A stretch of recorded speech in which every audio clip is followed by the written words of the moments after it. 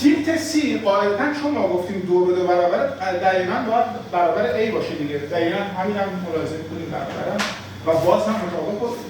تشخیص تی اسکیجول اسمش تشخیص نمیخوام بذارم، اون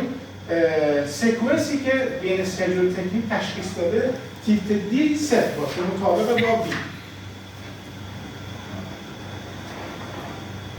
یه نمودار کلی جمع خودشون توی پیچ انجل و تیلت دقیقاً اون تیلت A و C با هم توی همین قسمت با هم داشتن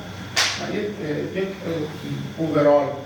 سیمولیشنی که از مجموع کل اون سیمولیت ها توی این دو تا گروه اومده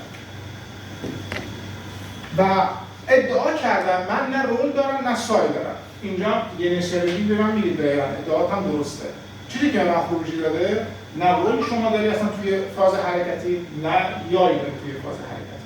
دقیقاً اینا کانستنت هم کاملا چیز ثابتیه.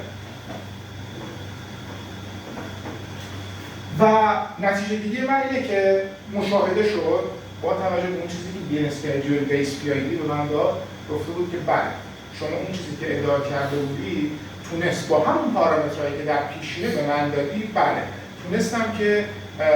تحت اثر همون مشخصات بیرواد برای روند مسیر حرکتی رو بهینه‌تر کنم. یه پیشنهادات آینده است من خیلی واضح نیست نمی‌دونم. گفتم که آقا این میشه عملی کرد، میشه ساختش، گفتم که اصلا میشه توی صنایع به کارش برد و اصلا میشه که توی زوایای مختلف و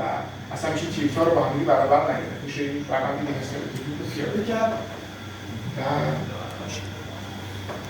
رفرنس‌های من اگر چیزی دارم بعد از شما در نکنه این همین تشکر آقای دکتر خندازی رو من این مدت خیلی تابستون زمستون زحمتشون بدونم و خانواده محترم در مورد همسر جو موندن دیگه من راحت باشم